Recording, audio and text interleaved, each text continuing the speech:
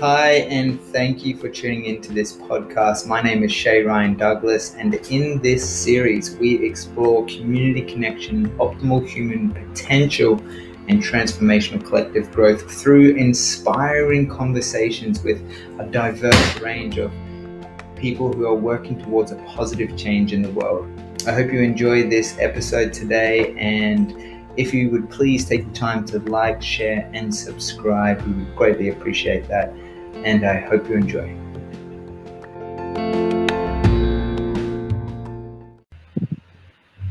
We are live. Welcome, Brave New Life community and Earth Heroes. And we are going to be doing a weekly conversation around sympathy and a lot of the conversations that we're having around building community. So I'm really excited to be on here with you, Shay, from Earth Heroes, and Sovereign, obviously from Brave New Life and doing his course in sympathy. I'm here in New Mexico with Paul Richardson, who's been doing a lot around living building structures, and we've been sort of at this leg of my little migration tour, activation tour, whatever this is, here in New Mexico, and then moving into Colorado, and then over to North Carolina. So I wanted to just let people know that if you're not on our mailing list already, I'm going to put the link in there that I would encourage everybody to go to Brave New Life, and on the Earth Heroes platform, and maybe you can put that in there, that people can actually look at not only this conversation, but a lot of conversations. So I think if we open it up and you just share with people briefly what Earth Here is about, and then we'll kind of move into the film that you guys, the Regeneration film that you guys are getting ready to launch. Yeah, thank you, Amani, and Sovereign, and also Hey Paul.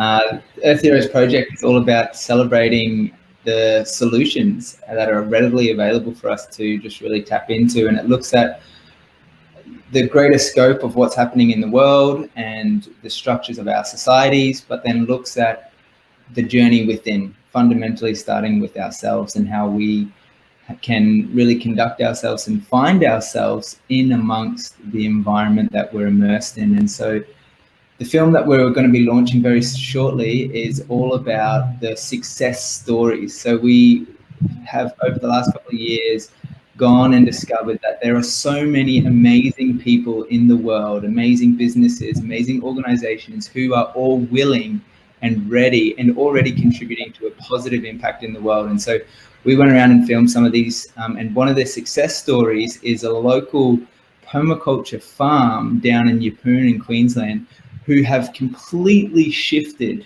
to a regenerative syntropic agroforestry system to be able to provide organic local food for their restaurant. And it's just a phenomenal story. It's one of these great stories where this family has really dove into deeply and immersed themselves in these practices, and finding that the results are just hugely yielding and hugely positive for the community, because they're creating jobs, 2, they're creating community, 3, they're bringing people together, and they're providing tremendous amount of organic, delicious, amazing food for the people. And it's just so many positive things happening in the world. And what we want to try to achieve with this film is just to share those positive messages through the source of, through media, through creative filmmaking, through our passions, which we love sharing stories with others. So it's been a wonderful journey to be on, and I just feel so blessed that there's amazing people who are contributing to make this film happen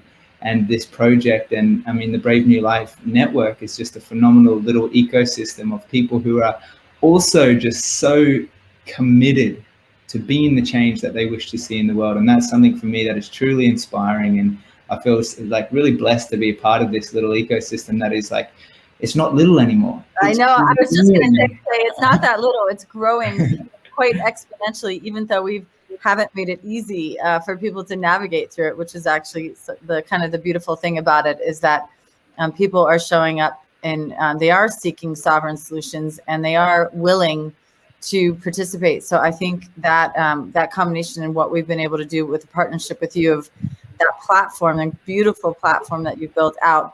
I love that story. And some people might be, when you said that, some people might be thinking, well, what's syntropy or what's agroforestry? You know, we've heard the overused term sustainable. People are starting to hear about regenerative agriculture. But when we talk about syntropy and agroforestry, these are kind of new terms. And the most perfect person to talk about it would be you, Sovereign, to explain what is syntropy, what is agroforestry. And I'm going to put up the course on syntropy, so if anybody wants to check that out and do a deeper dive with you. But can you give us a little definition? Yes.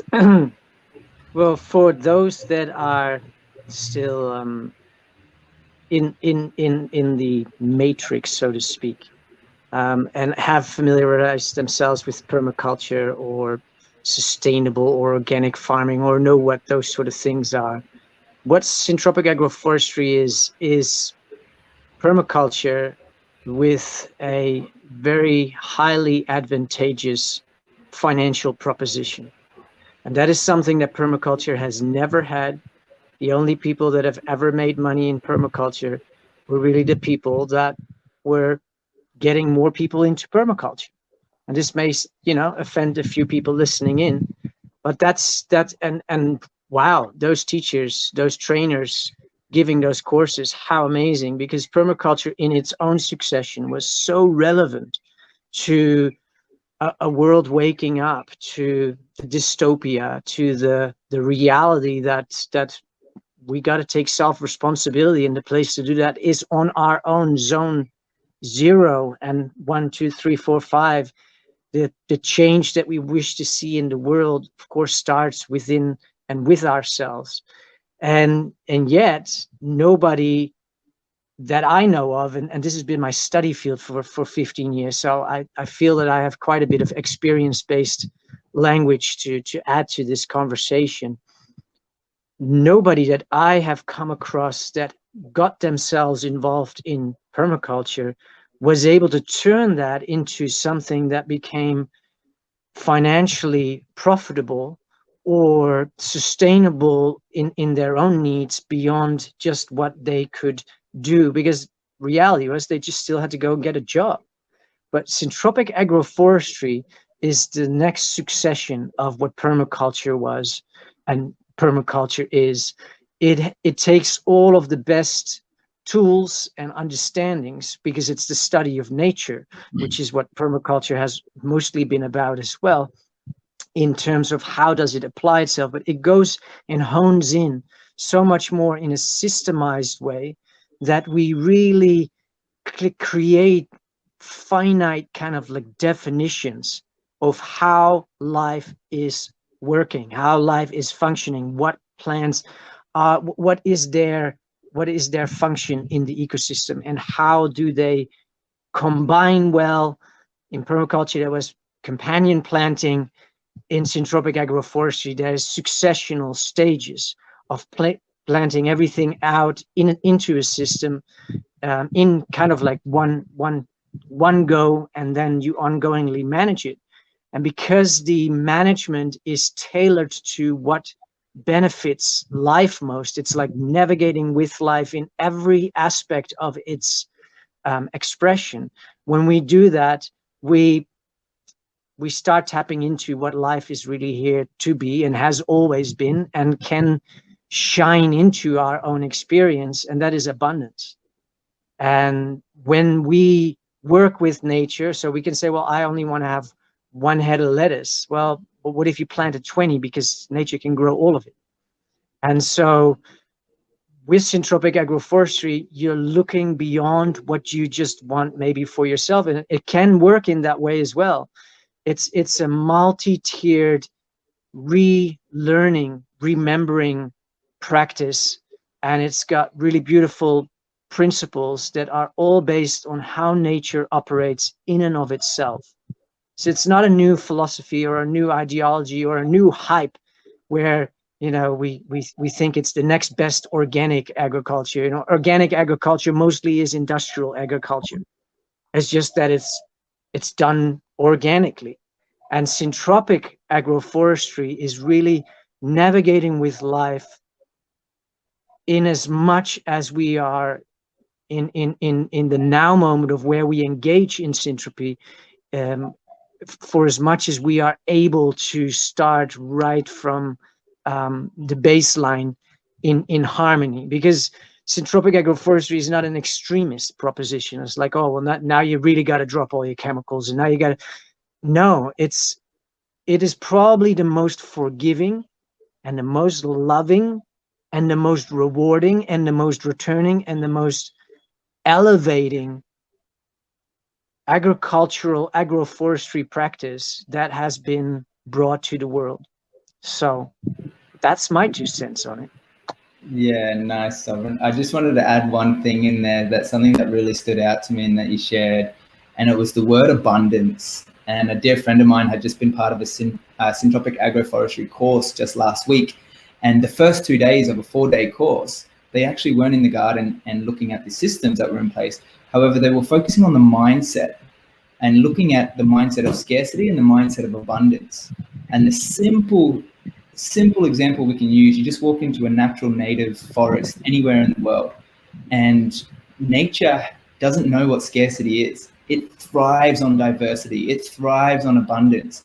And I recently took in a propagation course, which we're going to be releasing on Earth Heroes, and we were talking about what is propagation. And propagation is exactly that. It is abundance. It's creating resilience. It's replicating. It's immersing into what nature just offers and gives and gives and gives unconditionally to all of us at any time, at any point, to realize that life is abundant and it wants to grow, it wants to thrive, it wants to just flourish and immerse. And it's a really, really beautiful, important lesson for me to witness, where I'm limiting myself and getting stuck in my own scarcity mindset, but really returning to how would we do it in nature?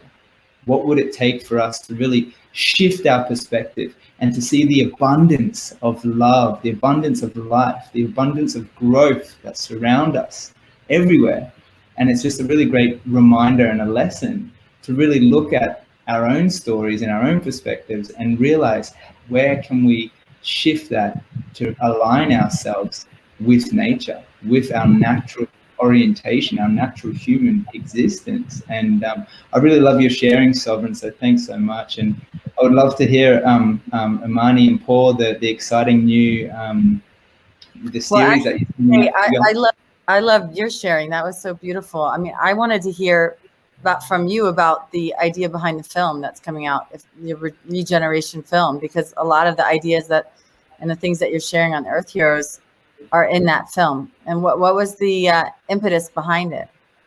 Yeah, thanks so much, Amani. Well, the experience of traveling to Vanuatu to meet Sovereign in this beautiful, idyllic kind of community was a huge opportunity to really be immersed in the real living matrix of what it takes to live in community, live on the land, live off the grid, and live in all of these beautiful fantasies, these ideas that we have created, but actually experience it. And it was a huge stepping stone to realize what's actually possible when we choose to align our values with the people that are around us and work towards a higher purpose that is beyond the limited self.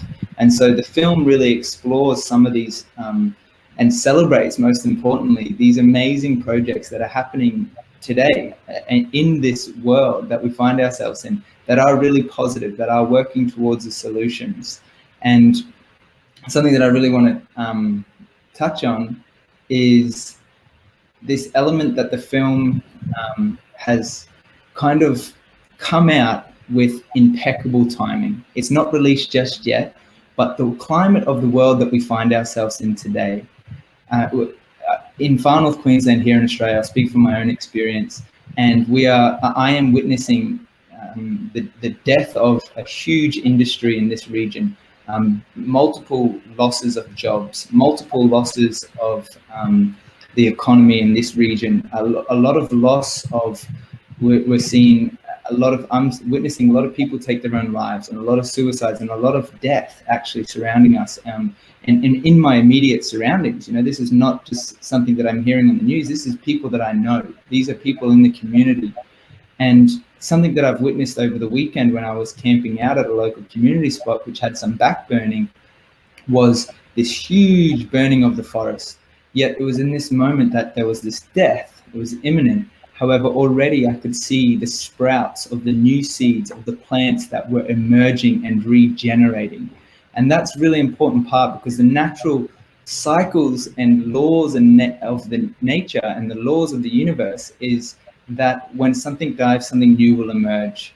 And this idea that we're in this moment in time where we're seeing this emergence, this regeneration of people who are ready to fully commit to creating a world that seems to be more in line with our natural human orientations and honoring the natural ecosystems of all of life, that it's like perfectly just coming together in a way that really honors, in a sacred way, the earth that we find ourselves in, and encourages us to look at where we can realign how we are using our own energy to really give back to the earth and to our fellow humans and to our communities who are surrounding us.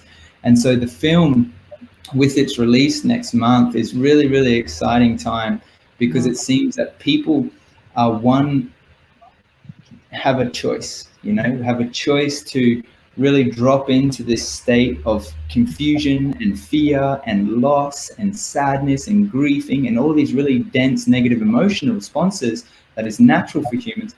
Or we can choose to orientate ourselves to a future of connection and love and regeneration and something of giving back and living of service and reconnecting to the land. And it's just an amazing opportunity for each of us to reflect on our own lives and to see where we're putting our time and our precious energy towards, and that it's so empowering, because the film finishes on a really positive note. It's quite inspiring and very hopeful film that just leaves the viewers, leaves everyone with one opportunity to self-reflect on the choices that they're making in their lives, but two, leaves it open with a multitude of solutions that they can choose to contribute back towards. So it's really, really exciting time to be alive. And I can't wait to see it, Shay. You guys, we've been talking about it for a while, and the anticipation is there. Can you put the trailer in the comments if anybody wants to see the trailer? And you were talking about divine timing.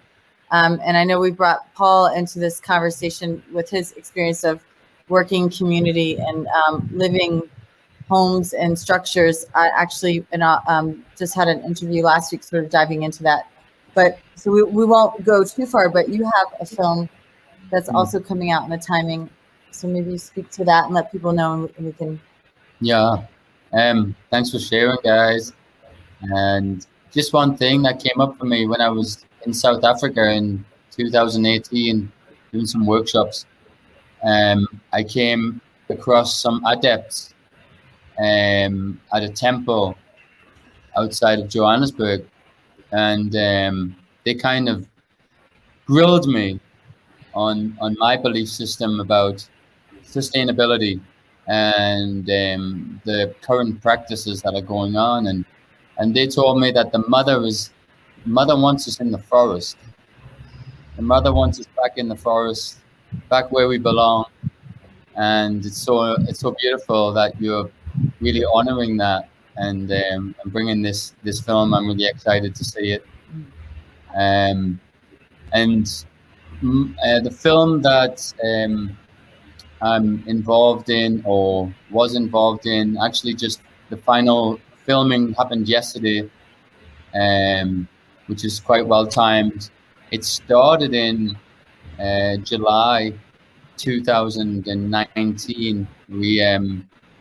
We are building I designed a hemp house in Northern California, and I was project managing and actually building myself. And my background is an architect, so my forte is not necessarily building, but as you said, Shay, this is the time where we step up, and this is where I wanted to step into that role where I could really holistically teach and understand what it takes, because there's obviously a lot of work.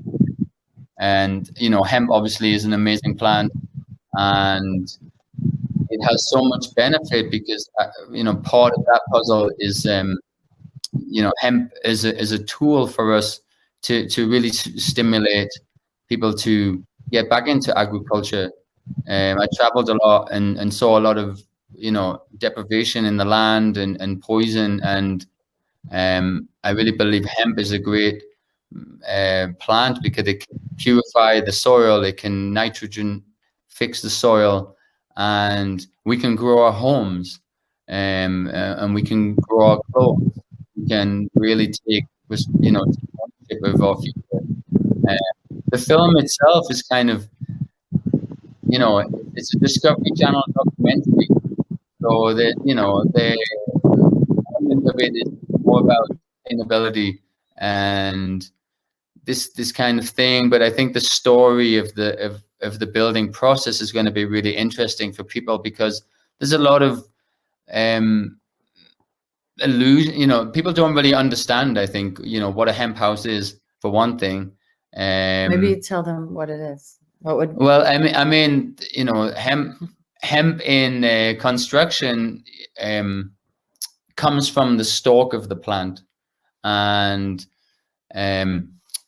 I went to Switzerland in 2018 and spent some time with the grandfather of hemp, Jürgen Hempel. And he owns a company called Hemp Ecosystems out there. And he was doing restoration of old structures in France and Europe in the 70s and 80s. And the big issue there was all these big old masonry buildings have a lot of issues with damp and cold and the rising damp coming up through the walls. And if you see in the movies, the castles have, all the big tapestries and rugs on the wall. That wasn't for decoration. That was because them walls actually suck all the life out of anything in that room. They draw all the heat out, and it's really a uninhabitable space. So they had to find a way that they could save these structures and also let it breathe. And one day, this crazy farmer guy came up to him with a handful of stalks and said, "This is the future of construction." And so Jürgen basically commandeered him and his two wives, and they lived with them for 2 years, and they explored hemp. And what it is, that the core of the hemp plant itself and the stalk, it's like a soft woody core, and obviously it's drawing water, it's nitrogenizing and soil, it's holding minerals, it's purifying the water that's coming up into the plant.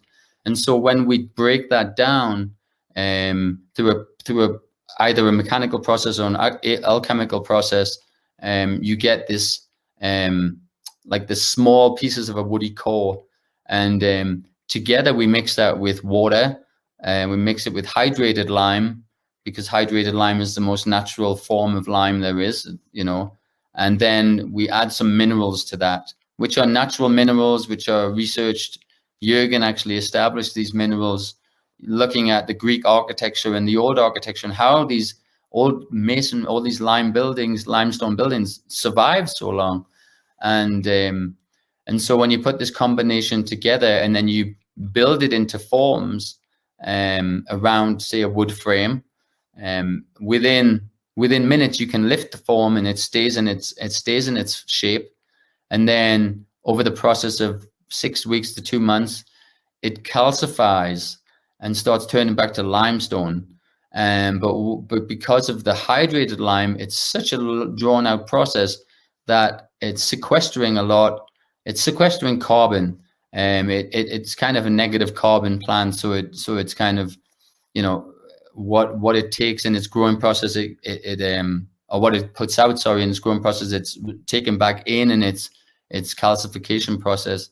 And it's amazing. And the properties of it, it's termite resistant, it's fire resistant, it's mold, rot resistant. It's a filter. It's like you're living an amazing filter in your house, and it's purifying the air. It's modulating the humidity in the house. And I spent some time there, 3 feet of snow outside in Switzerland, and no heat on in the house. And we were walking around in t-shirts and shorts with just a couple of windows bringing light in, because it's such an amazing insulative properties to this building material.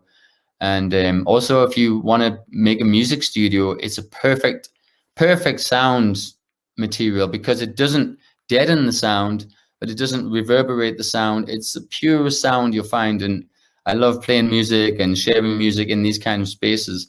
So I would encourage people to watch the movie, just not because I'm in it, but just because you'll learn something about the plant. And I think it's going to be the future of construction, personally.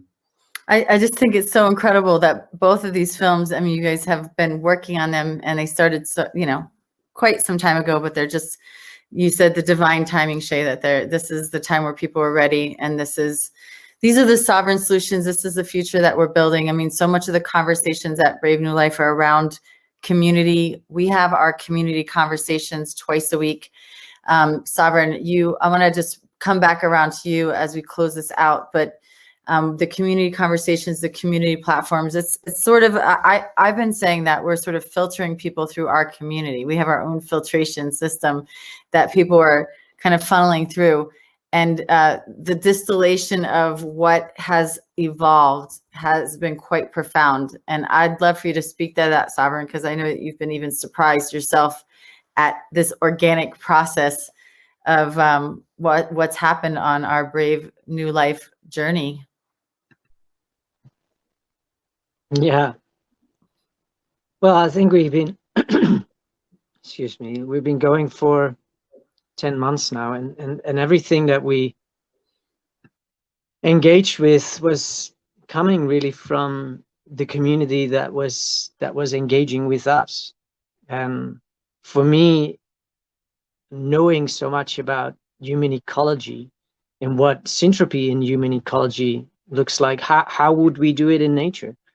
That became a nice social experiment, and that experiment is now ongoing for 10 months. And I've been a little bit of a explorer of syntax and language, and these Zoom Bloom meetings, they become a thing of their own, and it's beautiful because that's what life also is. We've been programmed and trained to really control and direct and limit, and that's very much like an inversion logic. It's not real logic. It's entropic, and that's because it's control based and it's manipulation based, and it's because I have a fantasy of what it should look like. And I've received a lot of training in my own few years here on the earth. And when I coupled that with syntropy, it allowed me to really lean back and allow the process of emergence to really come into the space, because life will always fill the gap.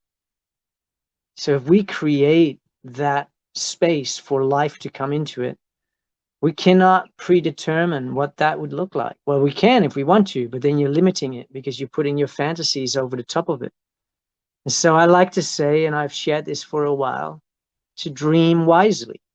And everything that I shared as an inspiration for others, I make sure that I make it my training to do it really for myself. And because it's a lot easier to give a nice inspiration to somebody else and what they could be doing in their life than to actually do it myself. But I could feel really fulfilled telling other people to dream wisely so that I don't have to do it because they'll do it for me or something like that. Sounds really weird, right? Anyways, I made it my training to really keep it on myself, and whatever I feel that the world needs, probably I need. And whatever I feel that other people benefit changing, I benefit actually taking action into my life. And so I've been dreaming wisely. I've been really outside of a spiritual fantasy reality. I've been really just feeding myself from what I can receive. What does the new earth look like? How does it really feel? How does it really work? Because everybody has lovely fantasies, and I've had them for over 3 decades. And that's just because I didn't grow up in the world that was my ideal, new earth metric. And allowing life to infuse me by staying open and remaining curious without trying to put too much definition on, but stay with the intrinsic and the innate knowings that are part of human ecology, that are part of syntropy, allowed me to really explore sovereignty on a whole new level. Because now we got 100 people on a call, and a whole bunch of people may want to say something. And am I willing and able enough to truly receive? Or am I still in the Führer position where I say, no, I decide where this is going and how this is going to be operating because it's my thing that I came up with? I think this is something that is going to have no definition, but people can feel it. And so it's not something that we can teach other people how to do, because it's about returning to something that is innate and intrinsic. It's about letting go of a whole range of programmed belief systems. And the effects of it are so natural and they're so yay. And Yay. what comes out of that is people's natural gifts and talents, just like the mango tree has the gift to produce mangoes.